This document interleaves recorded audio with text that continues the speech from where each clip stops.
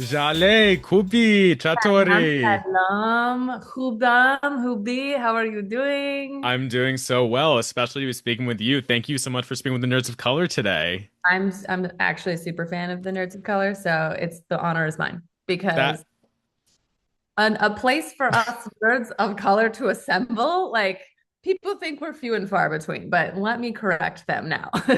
Exactly. I like to think we do great work here. And speaking of doing great work, congratulations on Ironheart. You are in the show as Sheila, this tech CEO. By the way, I have to tell you, this role, seeing you in this role, it really intrigued me because you are playing a tech CEO who is attempting to privatize a freeway. Yeah. And without getting too political, I feel like we're seeing a lot of that in general. Like, what intrigued you about the role, and how did you approach this character?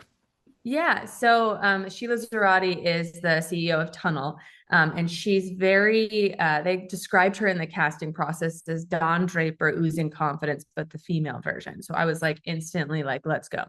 And she's this glamorous, powerful innovator. And we see that a lot in tech these days, these like beautiful, like new startups, these big innovations that are happening. And for me, the brilliance behind the writing, Chinika Hodge and Ryan Coogler, everybody from Sam Bailey and Angela Barnes, who directed me, were just such geniuses with the source material and the original writers of Ironheart, obviously. But for me, just having the tunnel system be in Chicago's old freight trains was so grounding as an actor because I already knew about them from like the 1900s. It was for me, it was like such a genius thing. And I really appreciated Sheila's intelligence for that reason. Like, let's take something that's no longer used, let's do it for the good of the community. And even though, tech moguls can be villainized in a sense, or she could be the more villainous character for taking, source access from communities or underprivileged communities, which is definitely something we see these days.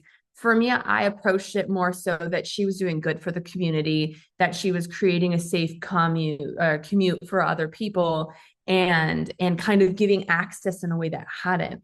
And that's why she's so protective of the company, whether it's because I've created this backstory of like her parents died in a car accident or something. You get to be fun as an actor. You get to create these lives of these people that you fulfill. So for me, it was fun. And then I got to work with my hair and makeup and wardrobe team, Terrence and Shinika. They were all wonderful. Terrence put me in the most like stunning high fashion, Gucci, Prada, Louboutins. Like she was just this. It was fun because I think a lot of times, tech people who tend to be nerds and geeks, they're very like, dressed very like, mundane or whatever. They just kind of cliche or stereotype us as, whatever, one layer. And so for me, Sheila was kind of like this, like, she's just this fabulous tech genius who also likes to be styled.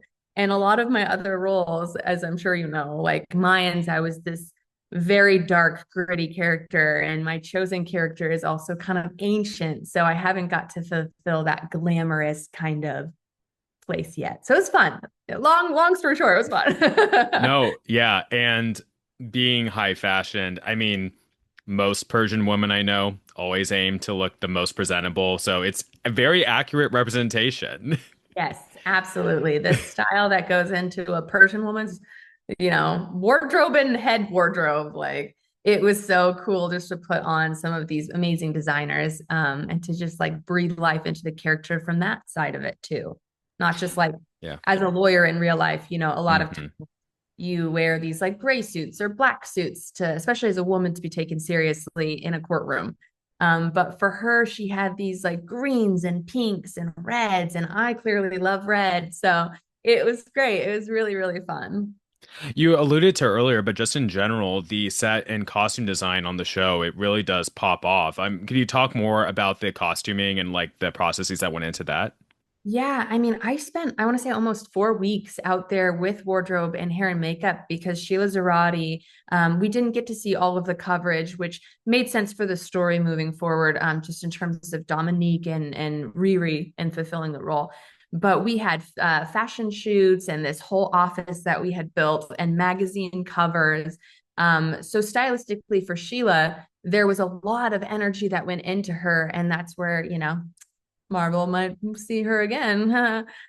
Because there, for me, it was like, I'm such a nerd. So Justine Hammer in Earth 616 was my parallel because she's this industrialist turned criminalist daughter. And, it's this high tech kind of female who has to prove herself to her father by doing all this innovation.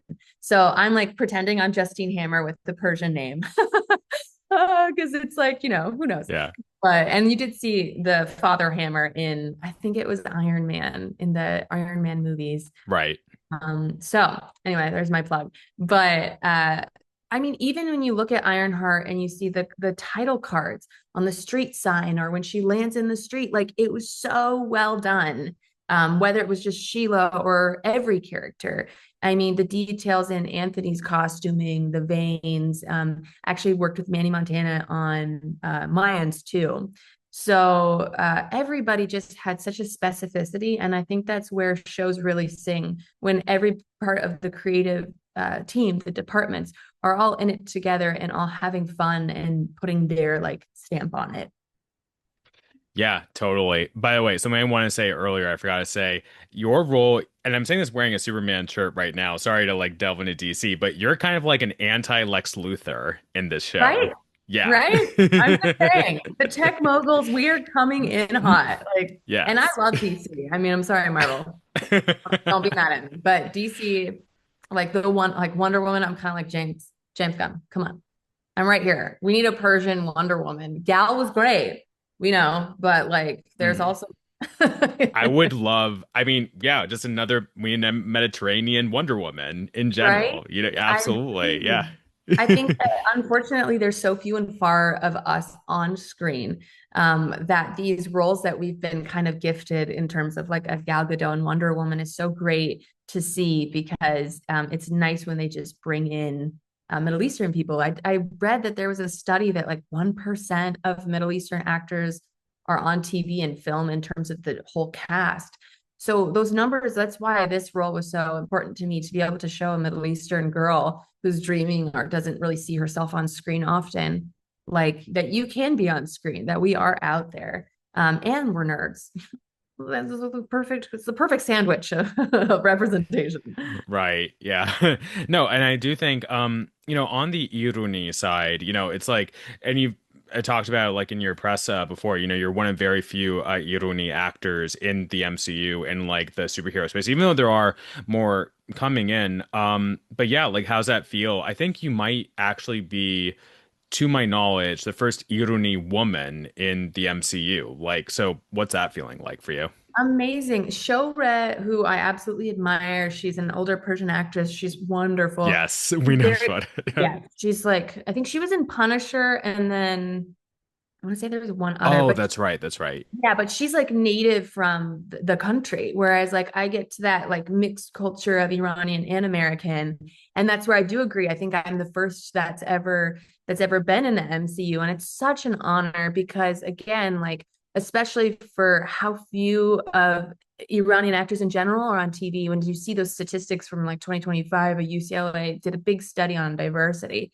It's tragic because we've been painted in this light of, when I first came out here, oh gosh, like 10 years ago, 12 years ago, the only roles I would audition for were like terrorist on a procedural or like woman who's a victim of terrorist on a procedural. And so to be able to now be embracing something that I love, like a franchise that I am a big fan of, Marvel, and not be playing that, is such a relief and so exciting to see like what's next. Like if this is a first step, like the moonwalk, then what's next? Okay. We're going I, to Mars. yeah, but I think that also speaks to Ryan Coogler's production company and their hone and focus on diversity, equity, inclusion. Could you talk more about working with the production company? Oh, proximity is amazing. From the start of production, the care that they put into each of their talent, and again, the departments, the creative. I think why Ryan Coogler, because I loved Sinners as well, as everyone does. But I think why he's so great is because he empowers his teams and he empowers his creatives and talent. And that's how it felt like on this show. You know, I very much felt like I was the main ensemble every single day. I was there for the 3 4 weeks, and even to the premiere, like we had like a wonderful time after we got to see the first 2 episodes, and we just the camaraderie that existed, even though we'd shot this, you know, a few years ago. It was still very palpable and very fresh, and just so like this symbiosis, this organic creature, the system that worked. So I love Proximity. They're such a great production company to work with. I can't wait to work with them again. But yeah, it was Yeah. brilliant. It was definitely a lot of genius people working together and taking risks, which is what I really think Hmm. Hollywood needs to do these days. Yeah, absolutely. So, it was also shown to me in your bio that you're a big Tolkien fan. Hmm. I would love to see you potentially in Rings of Power. You know, we had Nazanin Bonyadi in the first season, so maybe we get some more Eterni actors. Would you like to Yes. delve into Tolkien universe on screen? Well, we will talk for hours. I'm Excellent. obsessed with Tolkien. I Same. memorized Quenya and Sindarin growing up. Like I knew the Elvish languages. I was on like an online forum pretending to be an elf. Like, you know, so I'm already ready for the Rings of Power. I'm planning a trip actually to Hobbiton in New Zealand this year because I finally get to travel. And so I'm really excited. But yeah, like that fantasy worlds, especially to those details. Again, it goes to the creatives, the ones who really create. I think that Peter Jackson, he in the movie sense too, like when he creates a world, whether it's you know, Skull Island or Lord of the Rings or The Hobbit, like the depth of detail that he takes Tolkien's words to is beautiful. And the Rings of Power did it too. I'm a huge fan of the Rings of Power.